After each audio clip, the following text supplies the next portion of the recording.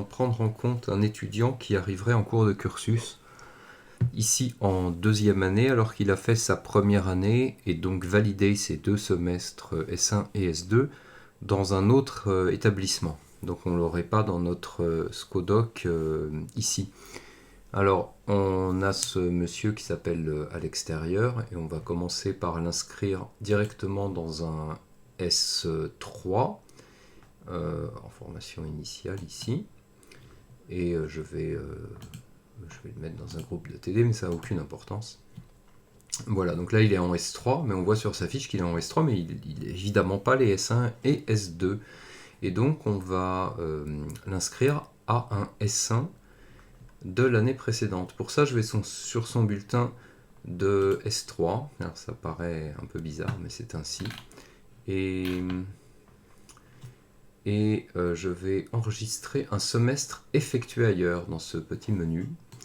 Un semestre effectué ailleurs, et je vais dire que c'est le son S1, qu'il s'agit ici d'un BUT RT.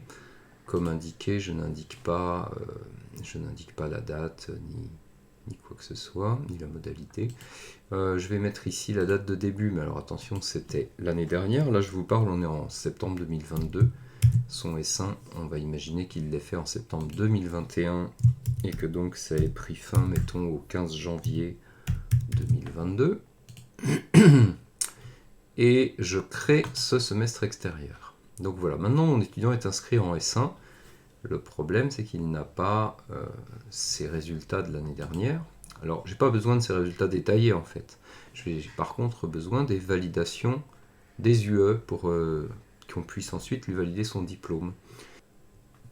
Donc, pour enregistrer ces résultats aux UE de l'année précédente, je vais sur le bulletin de son semestre extérieur, comme je le disais, et tout en bas, on a édité les validations d'UE de ce semestre extérieur.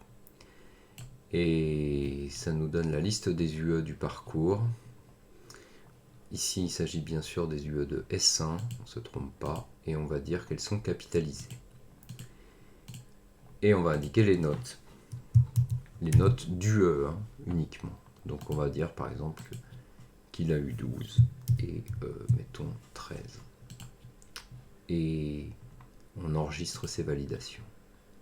Maintenant, si on retourne à la fiche de l'étudiant et qu'on regarde les résultats, on va voir qu'il a les notes, les validations, elles sont en vert, ça veut dire qu'elles sont capitalisées, et on a les ECTS associés. On fait la même chose pour le S2, éventuellement pour d'autres semestres, s'il arrive directement en troisième année, c'est possible. Et à la fin du parcours, il aura ainsi toutes les informations qu'il faut pour pouvoir avoir une délivrance de diplôme. Voilà, merci de votre attention.